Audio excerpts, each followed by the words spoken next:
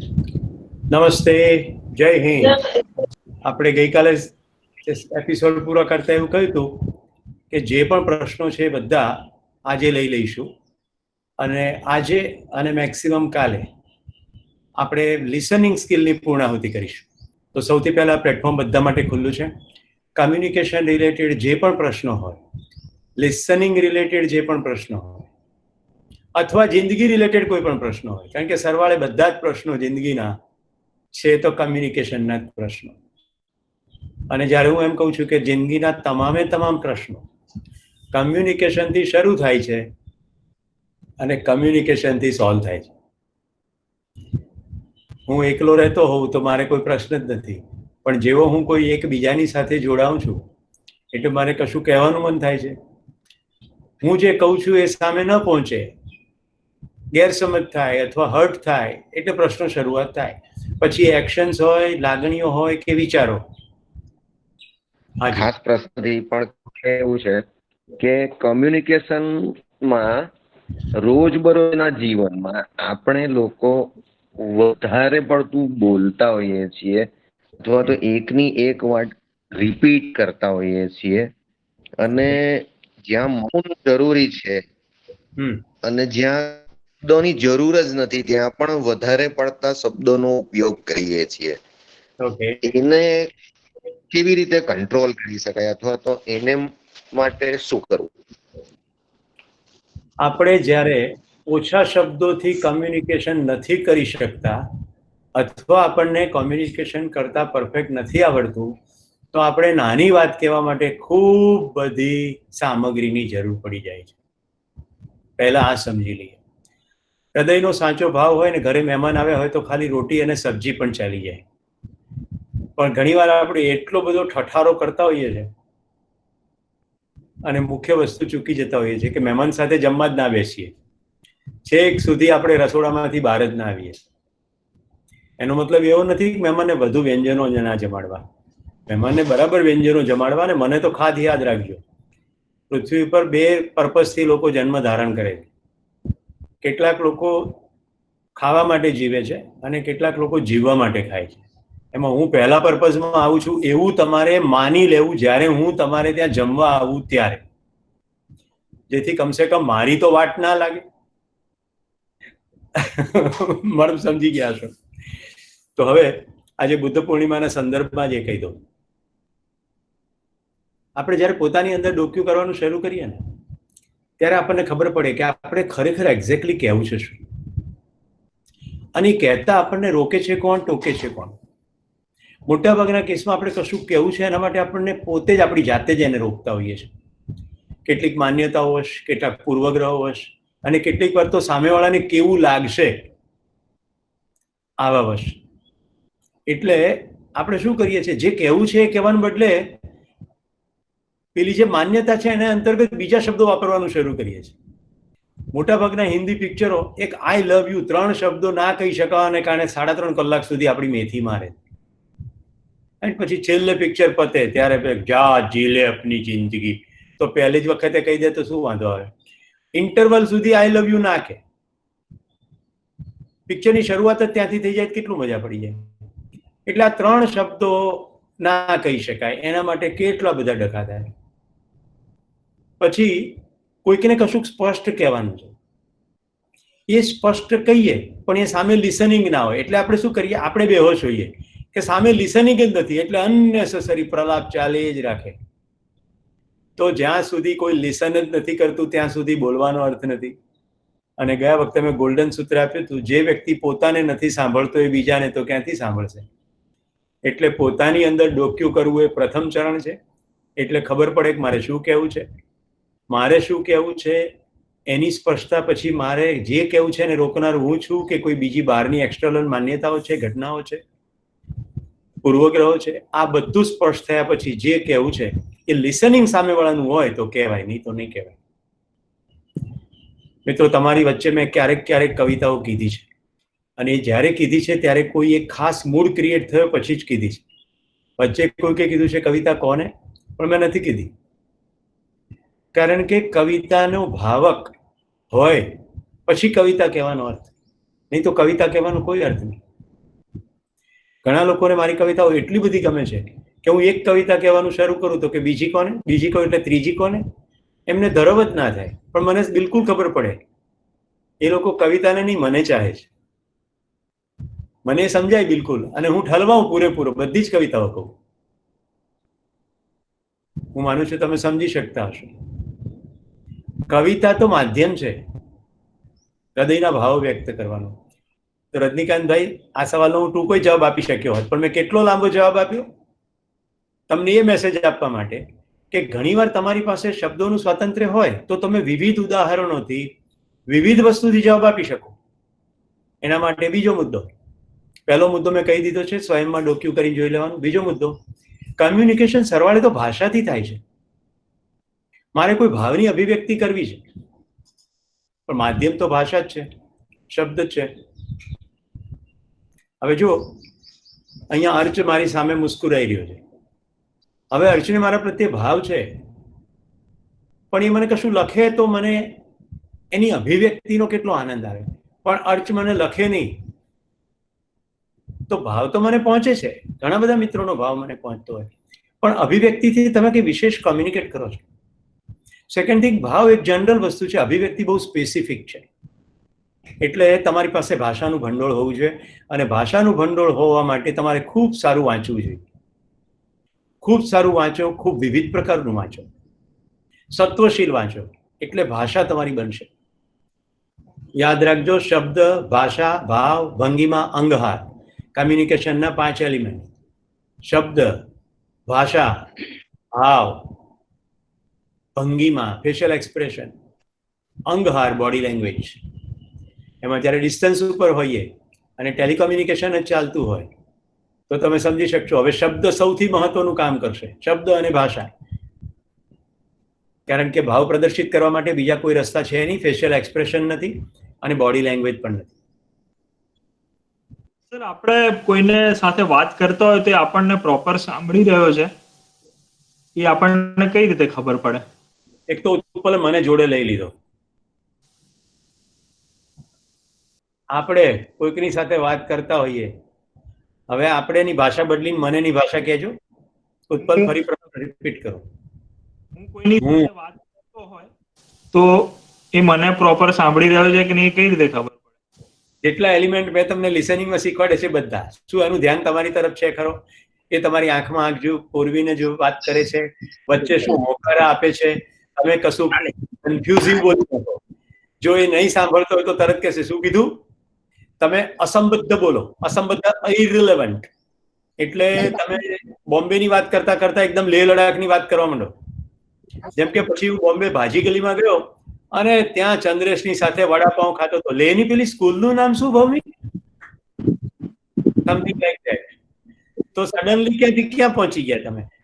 તો સામેવાળી વ્યક્તિ જો ખરેખર સાંભળતી હશે તો તરત કહેશે ભાઈ આ શું છે યાર, ખસી ગયું છે શું તારું? એટલે that is a validation. Okay, તો તમારી ઉપર સંપૂર્ણ ધ્યાન, હોકારા, શબ્દ પ્રયોગ. સર, તમે કહ્યું કે પેલા પોતાની અંદર ડોક્યુ કરવાનું, પછી સામેનો માણસ સાંભળે છે કે નહીં તે મહત્વનું છે. હવે આપણે ક્યાંક કોઈ જગ્યાએ કામ કરતા હોઈએ અને કોઈ કલીગ હોય સાથે, કાં તો આપણા ઘરમાં છે, સંયુક્ત કુટુંબમાં સમજો, કોઈ એક વ્યક્તિનો ઉછેર જ અલગ રીતે થયો હોય અને એ તમને દર વખતે બીજા બધા કંપનીના લોકોને કાં તો ઘરમાં તો બીજા બધા વ્યક્તિ કરતા અલગ રીતે વર્તતું હોય અને ત્યારે તમે એ સાંભળવા જ તૈયાર ન હતો તો એને કમ્યુનિકેટ કરવા કાં તો એને સમજણ આપવા માટે શું રીતનો પ્રયોગ કરી શકાય? કે આપણી ધીરજ ખૂટે ત્યાં સુધી રાહ જોવાની હોય કે પછી ઈ સમજો હોકીના નિયમોથી જ રમે છે ને હું ક્રિકેટના નિયમોથી શીખવાડી રહ્યો છું, તો એને મગજમાં બેસશે જ નહીં. એના માટે હું સાદો જવાબ આપું. જા ભાઈ તું શિવાજી. હા, મતલબ કે આ રમત આપણે નથી રમવી. મિત્રો, સરવાળે કોઈ પણ કમ્યુનિકેશન કે સંવાદ તો સુખ માટે છે ને. બે વ્યક્તિ સંવાદ કરે ને સુખ ઉત્પન્ન જ ન થતું હોય તે સંવાદ છોડી દેવો પડે. ચંદ્રેશ, મારી જીવનમાં પણ છે લોકો એવા મને સાંભળે જ નહીં. એટલે પછી મારી પાસે બે રસ્તાઓ છે. પહેલો રસ્તો એવો છે કે જે સાંભળે નહીં એને કહેવાનો શું મતલબ છે, અને બીજો રસ્તો એવો છે કે એની સાથે સંબંધ રાખવાનો શું મતલબ છે. તો મેં તારવી લીધું કે જ્યાં સુધી લિસનિંગ નથી ત્યાં સુધી ધીરજ ધારવી અને બિનજરૂરી નહીં બોલવું. સિમ્પલ. કારણ કે સર તમે કહ્યું સંબંધ રાખવો નહીં, પણ સંબંધ હું કહું છું, જવાબ મેં હજી પૂરો નથી કર્યો. સંબંધ વિચ્છેદ પૃથ્વી પરના એક પણ માણસ સાથે શક્ય જ નથી. પ્રત્યેકની સાથે આપણો સંબંધ છે જ. એ સંબંધના આપણે કેટલાક નામ પાડ્યા છે અને કેટલાક નામો આપણને સમાજે શીખવાડ્યા છે.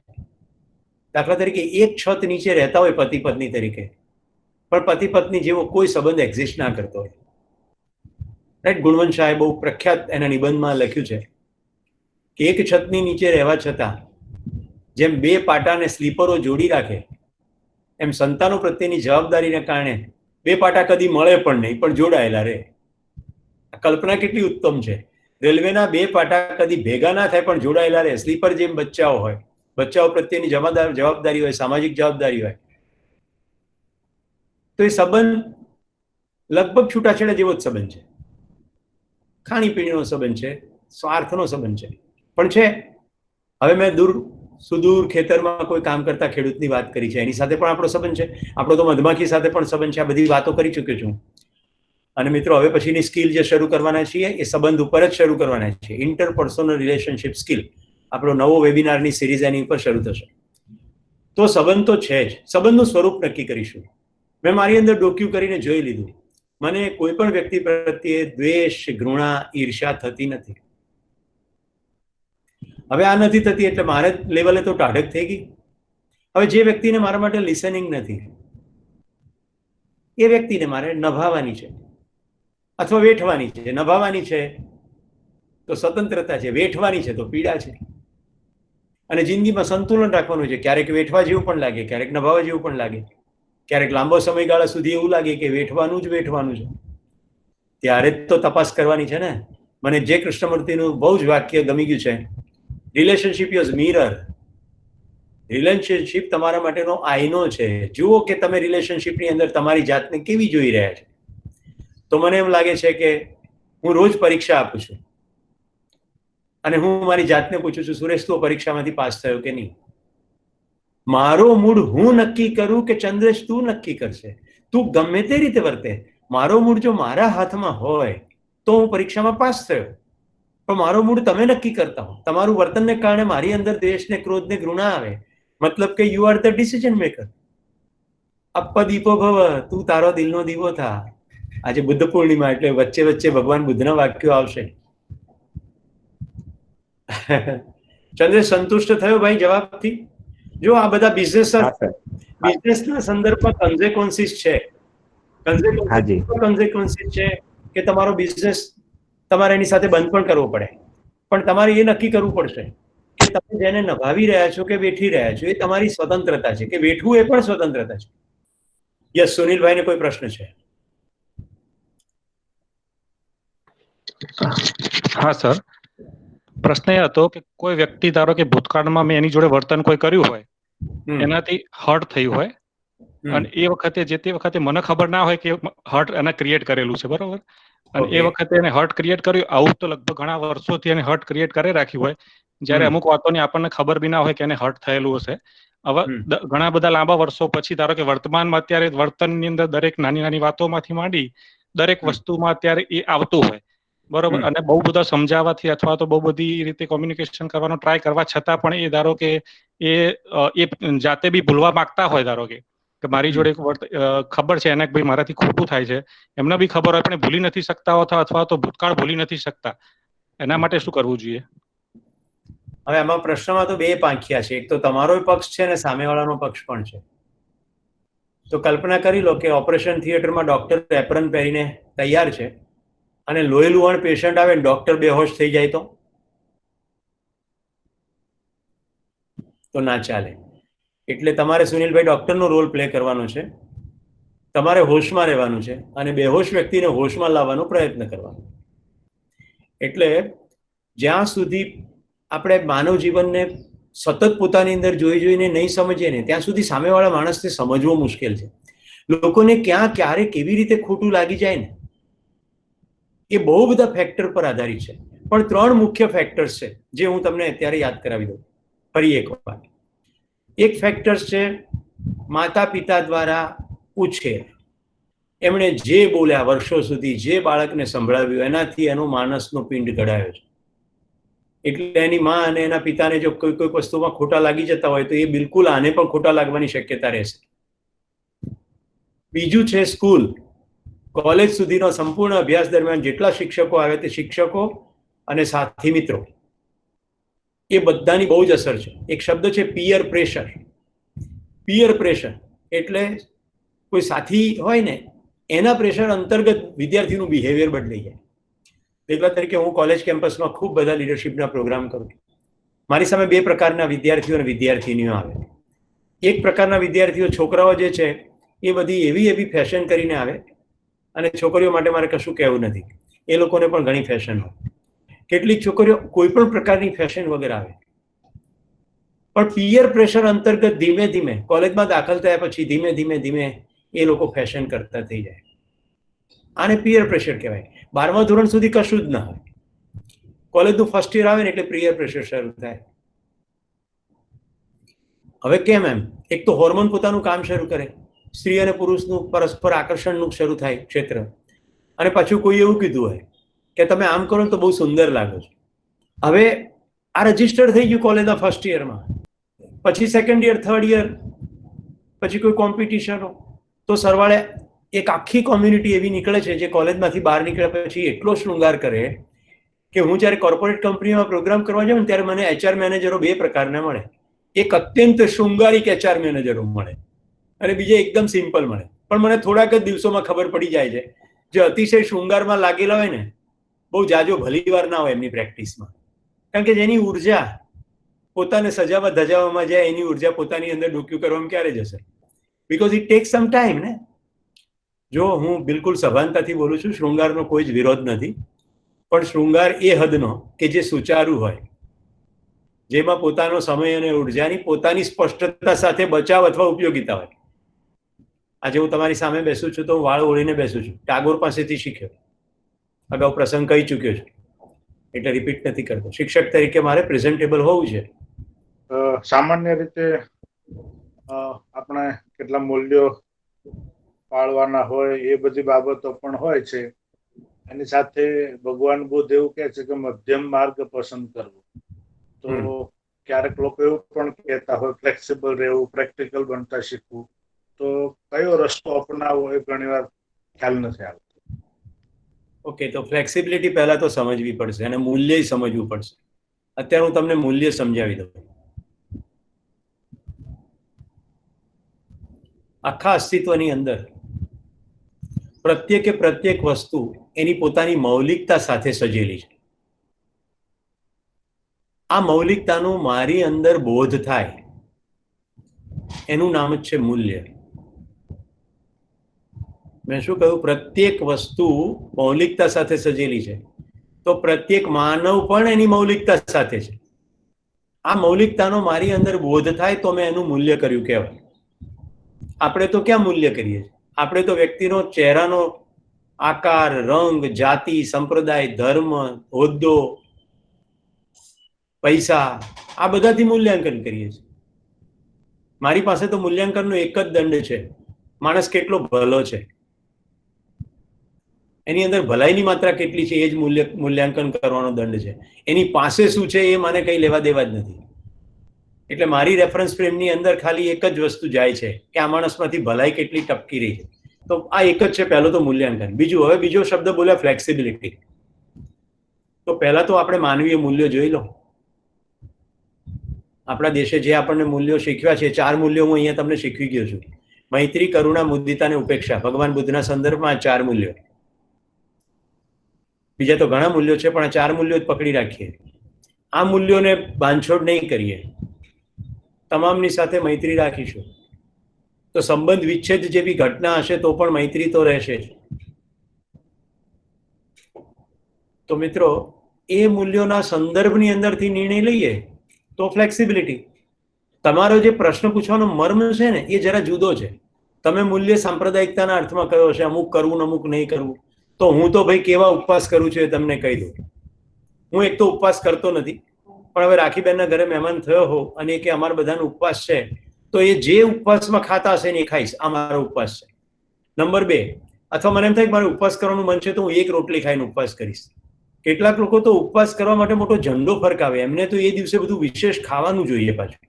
ચક્કરિયાનો શીરો અને રતાળુની પૂરી ખબર નહીં ખવાય કે નહીં, સાબુદાણાની ખીચડી. હવે સાબુદાણા ફેક્ટરીમાં બને.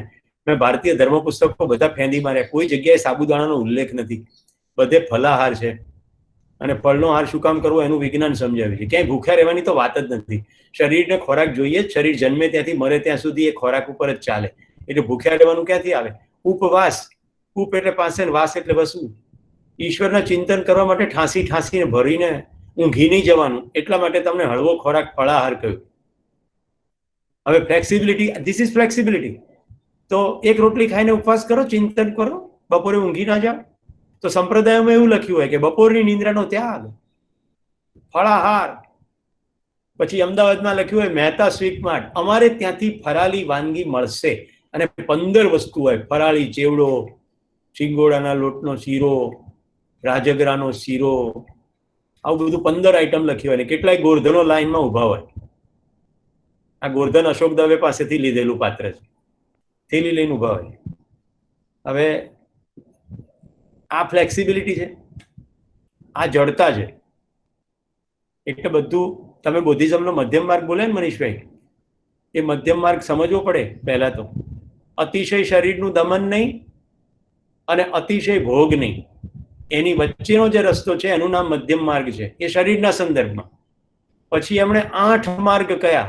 સમ્યક વાચા, સમ્યક દ્રષ્ટિ, સમ્યક આજીવિકા. અત્યારે બુદ્ધિઝમનો પીરિયડ નથી એટલે 8ની વાત નથી કરતો, ખાલી કોમ્યુનિકેશનનો છે એટલે સમ્યક વાચા કહીએ.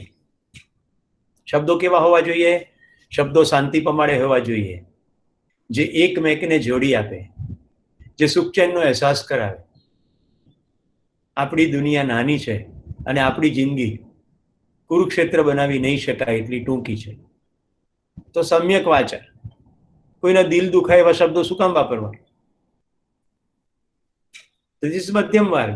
હવે ઘણા એવા હોય, મન તો મોઢા ઉપર સંભળાઈ દેવા જોઈએ. હા તો લો અને ભોગવો પરિણામ મોઢા ઉપર સંભળાવીને. ધન્યવાદ. ક્વેશ્ચન. હેલો. હા સર, ઘણી વાર જયારે હું ડિસિઝન લેતી હોઉં છું તો એ 2 રીતે લેતી હોઉં છું. અમુક વાર હું સ્ટેટિસ્ટિક કે પછી કોઈ તાર્કિક વસ્તુ ઉપર ડિસિઝન લઉં છું અને અમુક વાર ઇમોશનલ થઈને ડિસિઝન લઉં છું. જેમ કે કોઈ વ્યક્તિને ઓળખતી નથી અને એની સાથે મારે કોઈક પ્રકારનું ડિસિઝન લેવું પડ્યું હોય તો હું સ્ટેટિસ્ટિક કે એવી રીતે તાર્ક લગાવીને ડિસિઝન લેતી હોઉં છું. જયારે અમુક વ્યક્તિ છે જેનું નજીકથી ઓળખું છું, એની સાથે ક્યારેક કંઈક ખોટું થઈ રહ્યું હોય છે ત્યારે એકદમ ઇમોશનલી ડિસિઝન લઈ લેતી હોઉં છું. અમુક વાર એવું થાય છે કે આ બંને વસ્તુ એક જ કેસની અંદર આવી જાય, પણ ત્યારે જે કમ્યુનિકેશન કરવાનું હોય છે ને ત્યાં ગેપ પડી જતી હોય છે, એટલું સારી રીતે કમ્યુનિકેટ નથી કરી શકતી હોતી. તો મારે કેવી રીતે કમ્યુનિકેટ કરવું જોઈએ? આ તો પ્રશ્ન એકચ્યુઅલી ડિસિઝન મેકિંગનો છે. તો સમજી લઈએ, ડિસિઝન મેકિંગ એ લાગણીની પ્રક્રિયા છે જ નહીં. ડિસિઝન મેકિંગ એ પ્રક્રિયા બૌદ્ધિક છે. એટલે આવું કરવાનું છે, ડિસિઝન મેકિંગની પ્રક્રિયા લોજિકલી કરવાની છે અને ડિસિઝનને વળગી રહેવાનું છે ઇમોશનલ. આપણે કરીએ છીએ શું? ઉલટું કરીએ છીએ. ઇમોશનલી ડિસિઝન લઈએ છીએ અને પછી એ ડિસિઝન સાચું હતું એનો ઠેરવવા માટે લોજિક લગાડીએ. હું તો આમ કહેતો તો એવું લોજિક લગાડીએ. તો પહેલા તો ડિસિઝન મેકિંગની પ્રક્રિયા સમજીએ. મોટે ભાગે webinar series number 3 decision making ઉપર આવશે. તો નિર્ણયની જે પ્રક્રિયા છે એ પ્રક્રિયા કુલ 6 સ્ટેપની પ્રક્રિયા છે. સામે જે સ્થિતિ છે એનું આકલન, જે સ્થિતિ બદલવી છે ફ્યુચરની એની સ્પષ્ટતા, એ જે સ્થિતિએ જવું છે એના માટેના ઉપલબ્ધ વિકલ્પો અને એ વિકલ્પોના લેખાજોખા, ત્યાર પછી પસંદગીનો એક વિકલ્પ અને સ્વતંત્ર નિર્ણય. આ 6 સ્ટેપ્સ છે ડિસિઝન મેકિંગમાં. આપણે ફટ કરતું જંપલાઈ દઈએ છીએ એટલે નિર્ણયની પ્રક્રિયા બરાબર થતી જ નથી. સવાલ એ હતો, મારા વ્યવસાયિક જીવનમાં અમુક ટાઈમે સ્વાભિમાન સાઈડમાં મૂકીને ડિસિઝન લેવા પડે છે, બરાબર? સ્વાભિમાન આ હવે ખબર પડી કે લર્નિંગ આ કોમ્યુનિકેશન સ્કિલ શીખ્યા એટલે આપણે જે વસ્તુ કરતા હતા એ સાચી હતી. હું મારા એમ્પ્લોયને આપણા વેબિનારમાં મારા એક એમ્પ્લોય છે અને એમને એ વસ્તુ ફેસ કરેલી છે, પોતાનું સ્વાભિમાન સાઈડમાં મૂકીને આપણી કંપની માટે કામ કરવું, ક્લાયન્ટ સાથે કેવી રીતે ડીલ કરવું, ઘણા બધા ઇસ્યુઝ થતા હતા. પણ હું એક વાતે પકડી રહેતો હતો કે જ્યારે પણ બિઝનેસમાં આપણે કામ કરતા હોય, બિઝનેસ પ્લેટફોર્મ પર જો બોસ ઇઝ ઓલવેઝ રાઈટ નો નિયમ લાગુ પડે, બરાબર? કે ભાઈ બોસ કહે છે તો આપણી જવાબદારી એમને સાંભળવાની છે, રિએક્ટની જવાબદારી આપણી નથી, પણ રિએક્ટ કરવું પડે, પણ એક સારા અને સાચા ટાઈમે કરવાનું થાય. આવું મારું માનવું હતું. તો હું કેટલો સાચો ને ખોટો છું? તમે એટલો બધો લાંબો પ્રશ્ન કીધો છે ને એટલા બધા સંદર્ભ સાથે કીધો છે કે સૌથી પહેલા તો પ્રશ્નને તમારે ક્રિસ્ટલ ક્લિયર કરવો પડશે, કારણ કે આમાં ઘણા બધા રેફરન્સીસ છે. રીડિફાઇન વર્ણન કર્યા વગર સીધો પ્રશ્ન કહો. પ્રશ્ન મારો એ જ છે કે વ્યવસાયિક જીવનની અંદર સ્વાભિમાન એડે મૂકીને ક્યાં સુધી કામ કરવું? ઓકે, પહેલું તો સ્વાભિમાન સમજો અને ક્યાં સુધી કામ કરવું એવું ચિંતા વ્યક્ત ના કરો. સ્વાભિમાન એટલે શું? મૂલ્યો. અગેન પાછું મૂલ્યની જ વાત છે. વ્યવસાયમાં તમારી જો એક્સપર્ટીઝ હોય તો એક્સપર્ટીઝમાં તમારું સન્માન જળવાય, ત્યાંથી ઓપરેટ થવાનું છે. પહેલો નંબર 1. રિએક્શન તો ક્યારેય આપવાનું જ નથી, રિસ્પોન્સ જ આપવાનો. સામેવાળી વ્યક્તિ જે ભાષા સમજે એ ભાષામાં તમારે રિસ્પોન્સ આપવાનો છે. એને રિએક્શન લાગે એવું બને, પણ તમારી અંદર રિએક્શન ના હોવું જોઈએ. યાદ કરો, મેં તમને પ્રસંગ કહ્યો હતો કે રેલવે સ્ટેશન ઉપર હું ઊભો હોઉં, ટ્રેન આવીને ઊભી રહે અને પેસેન્જરો ઉતરવાનું શરૂ કરે ત્યારે મારી સાથે ઉભેલા પેસેન્જરો પેલા ઉતરવાવાળાને ઉતરવા ના દે અને ચડવાની કોશિશ કરે. એ વખતે હું કઈ ભૂમિકા ભજવું છું? મેં તમને ડેમો કરીને બતાવ્યું. I become A police officer. Right. તો હવે એમાં મારો ચહેરો બદલાઈ ગયો છે, હું મોટો અવાજ કરું છું, તો એ લોકો માટે તો રિએક્શન છે, પણ મારી માટે તો એ રિસ્પોન્સ જ છે. મારી અંદર ટાઢોળું છે, કોઈ ગુસ્સો નથી, અને તરતની મિનિટે હું નોર્મલ છું. તો સ્વાભિમાનમાં સમજવાનું છે કે તમારું ગરિમા જળવાવી જોઈએ. સર, મારો ક્વેશ્ચન એમ છે કે આખી આ લિસનિંગ સ્કિલમાં જે આપણે કીધું કે સમજવા માટે સાંભળવાનું છે, એ હું સમજુ છું, બટ તમે જે રીતે હૃદયને સ્પર્શી શકો છો એવી રીતે અમારું કમ્યુનિકેશન બીજાના હૃદયને સ્પર્શી કેમ નથી શકતું? ઓકે, તો હૃદયની કેળવણી કરવી પડશે, બીજું શું? સિમ્પલ જવાબ તો એ જ છે. અને ભાવની હૃદયની કેળવણી થઈ શકે એવી છે. એના માટે વિવિધ પ્રકારના કાર્યક્રમો કરી શકાય. નંબર 1 લિટરેચર, નંબર 2 સેવાના કેટલાક પ્રોજેક્ટ. મેં રવિશંકર મહારાજને આદર્શ બનાવે છે. ઘસાઈને ઉજળા થઈએ, આ રવિશંકર મહારાજનું સૂત્ર છે. બીજાની સેવામાં સાચું જીવવું છે, આ સ્વામી વિવેકાનંદજીનું સૂત્ર છે. અને ગુરુદ્વારામાં જઈને મેં જોયું છે કે લોકો લંગર અને ખૂબ બધી સેવા કરે. તો મિત્રો, મારો અંગત અનુભવ એવો છે કે જ્યારે આપણે સેવાના ભાવથી કામ કરીએ છીએ ને, ત્યારે આપણો અહમ ક્રમશઃ ઘસાતો ક્ષીણ થઈને શૂન્ય થઈ જાય. કારણ કે આપણને એવી ખબર પડે છે કે સેવા કરવાની તક આપણને મળી છે એવી બધાને મળતી નથી. 3 પ્રકારે સેવા થઈ શકે છે: તન, મન અને ધન. તનથી સેવા કરવી, શરીર વડે સેવા કરવી. મનથી સેવા કરવી, તમારી એક્સપર્ટીઝ, વિચારો. ધન, પૈસાથી સેવા કરવી, મદદરૂપ થવું. તો 3 પ્રકારે સેવા કરવી શકાય. તો જેટલો ઈગો શૂન્ય થાય છે, શાંત થાય છે આપણું મન, અન્ય લોકોના ગુણ જોવાની દ્રષ્ટિ વિકસતી જાય છે. તો એક તો સેવા કરાય. બીજું, ખૂબ સારું વાંચવાનું છે, એવું વાંચવાનું જે તમને વીંજવી જાય. રાઈટ, હૃદયનો ભાવ કેળવાય એવું વાંચન જોઈએ. એટલે ખૂબ બધું સરસ ગુજરાતી લિટરેચર છે જ. ધરતીની આરતી વાંચો, સ્વામી આનંદ. માણસાઈના દીવા વાંચો, રવિશંકર મહારાજની કથાઓ વાંચો. અગાઉ ભૂમિપુત્ર ગુજરાત પાગના વીણેલા ફૂલની વાત તમને કરી ચૂક્યો છું. એવી ફિલ્મો જોવો જે તમને મૂળેથી હચમચાવી નાખે. મને કલામ સાહેબનું વાક્ય બહુ જ ગમે છે: સપને નહીં વો જો નીંદ में आते हैं, सपने वो है जो नींद उड़ा देते. હવે આને ભાવના ક્ષેત્રમાં મૂકો, સેમ સ્ટેટમેન્ટ. તો સાહિત્ય वो नहीं जो पढ़ के तुम्हें अच्छे लगे, साहित्य वो है जो तुम्हें अच्छा बना दे. એટલે ફાલતુ વાંચવાનું નહીં, સારું સારું વાંચો. તો આવું બધું જો વાંચીએ તો આપણી અંદર સંવેદનાની કેળવણી થાય. હું આને સંવેદનાની કેળવણી અથવા ભાવની કેળવણી કહું છું. તો એક થયો વિચાર પક્ષ, બીજો થયો પ્રોજેક્ટનો પક્ષ. હવે ત્રીજો પક્ષ એવો છે કે તમે ડાયરેક્ટ પ્રોજેક્ટ પણ નથી કરતા, પણ છતાં પ્રોજેક્ટમાં કોઈ રીતે સંકલિત થાવ છો કે કોઈ વ્યક્તિ કશું પ્રોજેક્ટ કરી રહ્યું છે અને એ પ્રોજેક્ટની અંદર તમે સહાયક ભૂમિકા ભજવો છો. આપણે સારું જિંદગી જીવવી છે તો સારા કાર્યક્રમો કરવા પડશે. હવે મેં આજે રક્તદાન કર્યું છે તો મને 3 મહિના તો રક્તદાન નહીં કરવા દે, પણ મને ખબર પડે ને કે રક્તદાનનો શિબિર છે તો હું તરત પહોંચી જાઉં, ચા બિસ્કીટ આપું, રજિસ્ટરમાં નોંધણી કરું, જેનું રક્તદાન થઈ ગયું છે એને અભિનંદન આપું, સર્ટિફિકેટોમાં નામ લખું. આ બધું તો થાય ને. હું માનું છું તમે સમજી શકતા હશો. તો ડાયરેક્ટલી તમે કોઈ સેવા આમ જોતા નથી કરી રહ્યા, પણ છતાંય કરી રહ્યા છો. અને જો સમજો તો બહુ મોટા કે જાની છે આમ જુઓ તો. કારણ કે તમે કોઈને રક્તદાન કર્યા પછી તમે પીઠે હાથ મૂકો, એની પ્રશંસા કરો, શાબાશી આપો કે ગ્રેટ કર્યું ભાઈ તે. હાજી બોલો ઉર્મિલા. હા, મારા ઘરની બાજુની ઘરમાં એક ફેમિલી રહે છે. એમના ફેમિલીમાં 3 મેમ્બર છે, 2 છોકરીઓ ને એક એમના ફાધર. એમની મમ્મી નથી, ઘણા વર્ષો પહેલા એમની ડેથ થઈ ગઈ છે. એમની જે નાની છોકરી છે એ અરાઉન્ડ 9મા ધોરણમાં લાસ્ટ યર હતી, એટલે આ યર કદાચ 10thમાં આવત, પણ એ છોકરીનું સ્ટડી છોડાવી દેવામાં આવ્યું છે. એની જે મોટી બેન છે એનું ગ્રેજ્યુએશન પૂરું થવા આવ્યું છે, તો પણ એને મોટી યુનિવર્સિટીમાં ભણાવવામાં આવી રહી છે. પારુલ યુનિવર્સિટીમાં એને સ્ટડી થાય છે અને આ છોકરીનું 10મું ધોરણ બી પાસ નથી થયું. તો મને અંદરથી ઘણી દુઃખ થાય કે હું આના માટે કંઈક કરું. તો મેં ગઈકાલે એક પ્રયત્ન કર્યો હતો કે કમ્યુનિકેટ કરી એના ફાધરને હું સમજાવી શકું કે અંકલ આ છોકરીને એટલીસ્ટ 12th પાસ કરાવી દો, જેથી એ આગળ ભવિષ્યમાં વધી શકે અને થોડુંક જ્ઞાન હોય તો એને સરળતા રહે જીવન જીવવામાં. પણ કમ્યુનિકેશન કંઈક ઊંડા લેવલે જતું રહે, એમને ખોટું લાગ્યું. તો સર મારે કેવી રીતે કમ્યુનિકેટ કરીને આ પ્રશ્ન સોલ્વ કરવો જોઈએ? કે સૌથી મોટી મિસ્ટેક એ કરી છે કે સંવાદિતા સ્થપાયા પહેલા સંવાદ શરૂ કરી દીધો.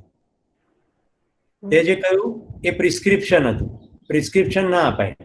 એવા સાંસારિક એટલા બધા કારણો હોય છે જેની આપણને ખબર જ નથી હોતી, અને બાળકોની પ્રત્યે એના માતા પિતા આપણને લાગે કે ડિસ્ક્રિમિનેશન કરે છે, પણ આપણને એના માતા પિતાના કારણોની ખબર નથી હોતી. એટલે સૌથી પહેલા એમની સાથે સંવાદિતાનું એક સ્તર ઊભું કરવું જોઈએ, નંબર 1. નંબર 2, ક્વેશ્ચનિંગ એટીટ્યુડ, કે એને કેમ 10મું જ કે કેમ આમ જ. તો એ માતા પિતા એમનો પક્ષ સ્પષ્ટ કરી શકે જો તમે એટલી મોકળાશથી સાંભળવા તત્પરતા દર્શાવી છે એવું એમને લાગે તો. ઓકે, તો તારા ઉત્સાહને ધન્યવાદ આપું છું, પણ જે પણ જગ્યાએ તમારે પરિણામ પ્રોડ્યુસ કરવાના છે ત્યાં પહેલા હાર્મની લાવી દો. મિત્રો, એકવાર રાજકોટમાં હું જીવન વિદ્યાનું શિબિર ચલાવતો હતો. અમને એક સુંદર સૂત્ર જડી આવ્યું, સંવાદિતા, સંવાદ, સુખ. સંવાદિતા હોય ત્યાં સંવાદ થાય, અને જ્યાં સંવાદ થાય ત્યાં સુખ જ સુખ છે. જો તમારી અંદર તપાસ કરો, તમારા મિત્રો સાથે તમને વાત કરવાની જે મજા આવે છે, કેટલા કલાકો વાત કરી શકો, રાઈટ? હવે જુઓ, લવ અને લાઇકિંગ, ધ્યાન રાખજો, લવ અને liking. I love you for who you are, but I don't like your communication. તો ગમા અણગમા તો હોય ને, માણસ છું, યંત્ર નથી. ગમા અણગમા રે ઘટાડી શકાય ક્રમશઃ જેમ જેમ સમજણ આવતી જાય, પણ ગમા અણગમા પ્રેમની વચ્ચે નહીં આવવા જોઈએ. જો પ્રેમની વચ્ચે ગમા અણગમા આવે તો એ પ્રેમ નથી, વાટકી વ્યવહાર છે. તું મને આંડું આપને, હું તને ઢોકળા આપું. સિમ્પલ. પ્રેમ અત્યંત દિવ્ય તત્વ છે. અને બીજું કહી દઉં, એકવાર પ્રેમ થયો પછી તમે કોઈને ધિક્કારી નહીં શકો. સર કર્ણવ, એક ક્વેશ્ચન છે. હા બોલો.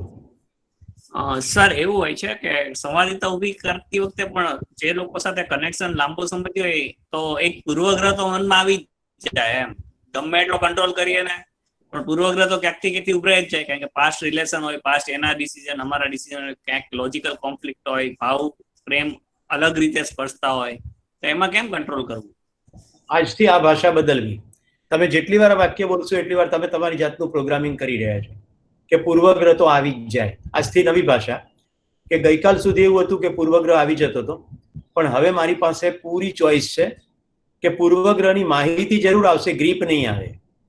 મેં અગાઉ આ સૂત્ર કહ્યું છે, you are inform by the past, not driven by the past. ભૂતકાળમાં બનેલી ઘટનાઓની માહિતી રહે, એની માથા ઉપર ગ્રીપ કે પીડા નહીં હોવી જોઈએ. ઘટના ઘટી ગઈ, હવે શું કરવાનું એનું? તો પાસ્ટમાં બનેલી ઘટનાઓની માહિતી તો રહેશે. દિમાગ હાઈ ડેફિનેશન રેકોર્ડર છે, જશે નહીં. કર્ણવ, એની ગ્રીપ છોડવાની આપણી પાસે ચોઈસ છે. કેવી રીતે છોડવી બતાવી દઉં છું એ ટેકનિક, એટલે તમે મુક્ત થઈ જાઓ બધા. જે લોકોને પાસ્ટની ઘટનાઓની પીડા છે અને મુક્ત થવા માટેની ટ્રીક બતાડું છું. આખી ઘટનાને મનની અંદર રિપ્લે કરો. 1 વાર નહીં, 2 વાર, 3 વાર, 4 વાર, 5 વાર. 1 વાર સ્થિતિ એવી નિર્માણ થશે કે ખટાક કરતી તમે ગ્રીપ છોડી દેશો, કારણ કે તમને અંદર થશે આ હું એકનું એક ચલાવું છું. તમે પોતે જ ચલાવતું બંધ કરશો અને થ્રો કરી દેશો. આ સાયન્સ છે, ઓન્ટોલોજીનું સાયન્સ. શ્રેષ્ઠ રસ્તો તો એ છે કે તમે કોઈ પાર્ટનરને પસંદ કરીને એની સાથે શેર કરો, તો તમારે ડ્રામા ના કરવો પડે. પણ અત્યારે લોકડાઉનમાં એ શક્ય નથી. તો ત્રીજો રસ્તો છે લખવાનો, ઘટના લખવાની. પછી આમ થયું, પછી આમ થયું, પછી તમે જોઈ શક્યો કે કશું ઘટના ઘટી અને તમે મિનિંગના મસાલા ઉમેર્યા. પછી તમે જોઈ શકશો બંને અલગ અલગ વસ્તુ છે. ઘટના ઘટે છે કંઈક અને તમે મિનિંગ નાખ્યો છે કંઈક. મિનિંગ સાથેની ગ્રીપ છૂટી જાય એટલે ઘટના રહેશે, માહિતી રહેશે, પીડા જતી રહેશે. સમજાય છે? અશક્ય નથી, અઘરું પડી શકે. મારો સવાલ એ છે સર કે મારી એક પરમ મિત્ર છે, મારી બેસ્ટ ફ્રેન્ડ હું કહી શકું, અને બેસ્ટ ફ્રેન્ડ જ છે. એને અમુક સિચ્યુએશનમાં બહુ મોટી ભૂલો કરતી હોય છે, ત્યારે હું એને કમ્યુનિકેટ કરીને સમજાવવાનો પ્રયત્ન કરું છું. એની માનસિકતાએ પણ અને મારી માનસિકતાએ બંને વસ્તુ હું સમજી અને એને સમજાવવાનો પ્રયત્ન કરી રહી હોઉં છું. પણ એ ભૂલ તો કરે જ અને પછી ફરીથી આવીને મારી પાસે કે હિરલ હું એ વસ્તુ ના સમજી, અને છતાં પણ એ વળીને એકની એક ભૂલ કર્યા જ કરે. તો ક્યાંક મારી કમ્યુનિકેટ કરવામાં ભૂલ છે કે એની માનસિકતા જ છે કે સમજવા નથી માંગતી? જે ભૂલ ના કર્યા પછી જેના કોઈ કન્ઝેક્વન્સીસ ના હોય એ ભૂલો થયા જ કરે. એટલે દેશની અંદર દંડ સંહિતા છે કે તમે ભૂલ કરો ને એટલે દંડ થાય. અત્યારે ગાંધીનગરમાં પહેલી વાર માસ્ક વગર પકડાયો તો 500 રૂપિયા, બીજી વાર પકડાયો તો 1000 રૂપિયા. એટલે ભૂલ થાય જ નહીં. તમારી બેનપણી ભૂલ કરે અને તમે પછી પાછા એને પાસે હાથ ફેરવીને સમજાવો, એને બદલે કહો કે હવે આ ભૂલ કરીને આવીશ તો જય હિન્દ, આપણે આની પર વાત નહીં કરીએ. તું કર, ભૂલ કરને તારે ભોગવ. મારે મારો પ્રેમ તારા માટે એક અકબંધ રહેશે, પણ હું તારી સાથે આ અંગે કોઈ વાત નહીં કરું. જો તરત લાઈન પર આવશે. દેર આર નો કન્ઝેક્વન્સીસ. આપણે આ વેબિનારમાં શું કર્યું? તમે નક્કી કર્યું એક દિવસ કે હવે જો મોડા આવશે ને તો નહીં લખીએ. બધા ટાણા સરાવવા માંડ્યા. નહીં તો મોજ કે તો ભાઈ સુરેશભાઈનો ડાયરો છે, ગમે ત્યારે જવાય અને ગમે ત્યારે જતું રહેવાય. હવે કેટલા બધા સિસ્ટમેટિક બધા આવવા માંડ્યા છે. સર, હું એકચ્યુઅલી ડિફરન્ટ કન્ટ્રીના લોકો જોડે મારે કામ કરવાનું થાય છે અને ઘણી બધી કન્ટ્રીમાં કામ કરવા જવાનું પણ થાય છે. એ વખતે એકચ્યુઅલી કલ્ચર, અત્યારે કતારમાં છું. જી સર. પણ ઘણી બધી કન્ટ્રીમાં મારો એસાઇનમેન્ટ હોય છે, મારું જોબ એ ટાઈપનો છે, એટલે મારે બધે જવું પડતું હોય છે. આફ્રિકન કન્ટ્રીમાં, એશિયન કન્ટ્રીમાં, ઓસ્ટ્રેલિયન બધે છે. તો સાહેબ ત્યાં કલ્ચરલ ડિફરન્સ નોટિસ કરું છું ઘણી વાર કોમ્યુનિકેશન કરતી વખતે. મારો ભાવ કંઈક અલગ હોય, પણ એ લોકોના કલ્ચરલ ડિફરન્સના કારણે ઘણીવાર એવું લાગે કે એ લોકોની કંઈ લાગણી દુભાઈ છે, જે એ લોકોને નથી ગમતું એવું કંઈ હું બોલ્યો છું. ઘણીવાર કેવું કામમાં કોઈ વખતે હું ફોર્સ કરતો હોઉં તો એમના કલ્ચરમાં એવું ના હોય, શાંતિથી કામ કરવાની આદત હોય અને એમને લાગે કે હું થોડું પુશ કરું છું. એવા ટાઈમે સર કોમ્યુનિકેશન કઈ રીતના કરવું જોઈએ અને શું વસ્તુની ધ્યાન રાખવું જોઈએ? એ જ કલ્ચરલ કન્ટેક્સ્ટ. આપણે કમ્યુનિકેશનના શરૂઆતના સત્રમાં કહ્યું હતું કે કોઈની પણ સાથે કમ્યુનિકેશન કરો ત્યારે physical context, social context, psychological context, cultural context અને ટોટલ એન્વાયરમેન્ટલ કન્ટેક્સ્ટ, આ બધા જ સંદર્ભો ધ્યાનમાં રાખવા પડે.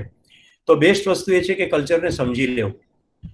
મેં અગાઉ જાપાનનો પ્રસંગ કહ્યો છે કે જાપાનીઝ તમને વિઝિટિંગ કાર્ડ આપે ને તો 2 હાથે આપે અને તમારે 2 હાથે લેવું પડે અને શર્ટના આગળના ખિસ્સામાં મૂકવું પડે. જો તમે સાઈડના પેન્ટના ખિસ્સામાં મૂક્યું તો અપમાન છે, અને જો પેન્ટના પાછળના ખિસ્સામાં હિપ્સની જગ્યાએ મૂક્યું તો હળહળતું અપમાન છે. હવે આવું કેવું? પણ એ કલ્ચર એવું સ્વીકારી લીધું છે. ચા પીવામાં 1.5 કલાક કરે, કેટલી વાર વાંકા વળી જાય ચા પીતા પીતા. તો અત્યંત સન્માનનીય રીતે વર્તવાની એ પદ્ધતિઓ છે. હવે મિત્રો, આજનો સત્રના સમાપનના ભાગમાં મારે બુદ્ધ પૂર્ણિમાના સંદર્ભે વાત કરવી હતી એટલે કહી દઉં. તો આજથી 2500 વર્ષ પહેલા સિદ્ધાર્થ ગૌતમ નામના રાજકુમાર, જ્યારે એમને ખબર પડી કે સરવાળે બધાને મરવાનું છે, ક્યારેક બીમાર થવાનું છે અને વૃદ્ધાવસ્થા આવવાની છે, તો શું આમાંથી મુક્તિ છે કે કેમ?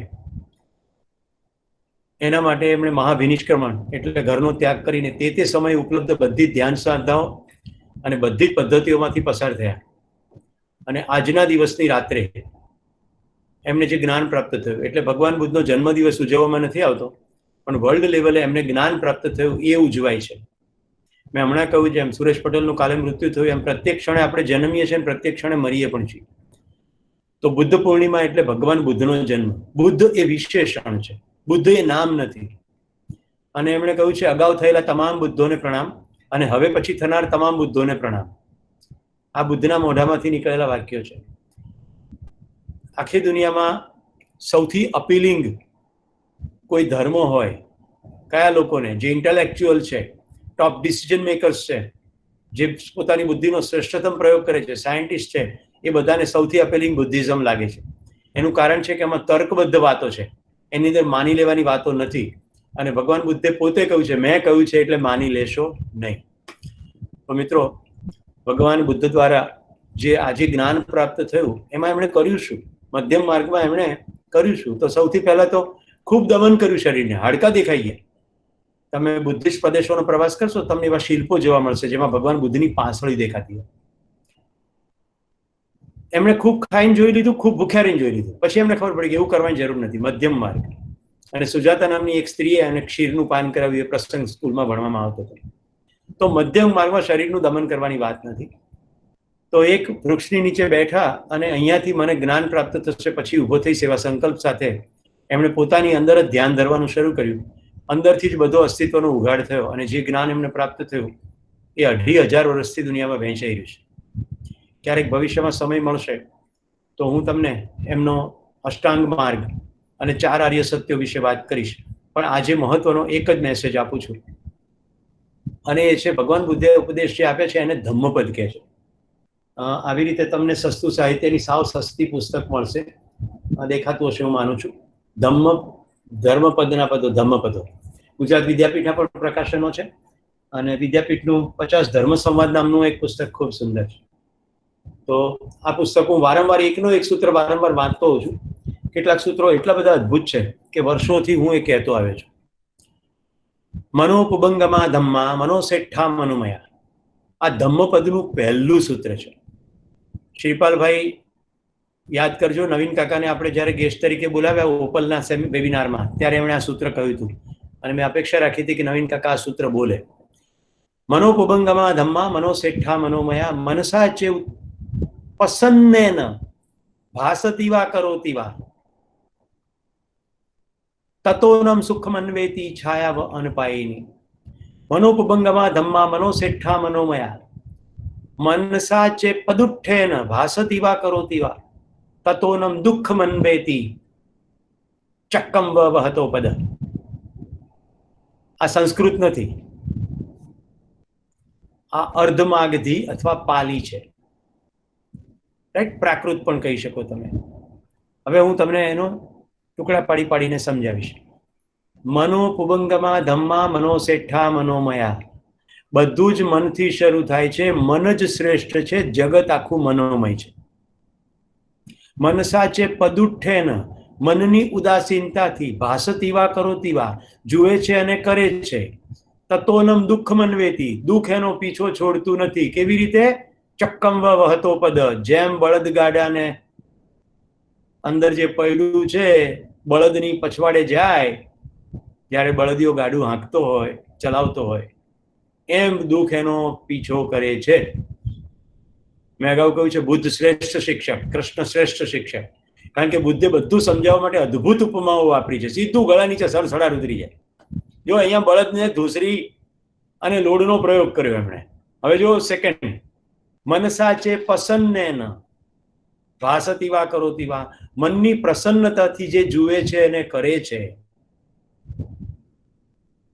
સુખ તેનો પીછો કેવી રીતે નથી છોડતું? તતોનમ સુખ મન્વેતી છાયાવ અનપાયિની. જેમ પડછાયો માણસનો પીછો નથી છોડતો તેમ સુખ એનો પીછો છોડતું નથી. આ ધમ્મપદની પહેલી ગાથા, પહેલો જ ઉપદેશ ભગવાનનો. શ્રીપાલભાઈને યાદ આવે, મેં વખતે કહ્યું હતું happiness by choice, very first habit. મિત્રો, આ સભામાં જેટલા ઉપસ્થિત છે તમને બધાને એક ટેવ કેળવવાનું આમંત્રણ આપું છું. Happiness by choice. બધી તકલીફો, પીડા, વિચિત્રતાઓ, ગમતા અણગમતા સંજોગોની વચ્ચે પણ ચોઇસ એક્સરસાઇઝ કરો અને ખુશ રહો. ખુશ રહેવા માટે તમે રોજ જે કેટલાક ક્રિયા કરી શકો. ઉઠતાની સાથે સૂર્યોદય જુઓ, સાંજે સૂર્યાસ્ત જુઓ, આકાશ જુઓ, ઘરમાં એકાદ બે છોડ હોય તો એની સામે જુઓ, મારા જેવો કોઈ મિત્ર હોય તો એની સાથે સંવાદ કરો, રાઈટ? ઘરની વ્યક્તિઓ સાથે વાતચીત કરો, નાની નાની મજાક મસ્તી કરી લો. હૃદયનો ભાવ હંમેશા નિર્મળ રાખો. એટલે કોઈકને મજાકનું ખોટું લાગી જાય ને તો તરત કહી શકાય, માફ કરજો, મારું ઇન્ટેન્શન એવો નહોતો. એટલે તમે એમાંથી મુક્ત થઈ શકો.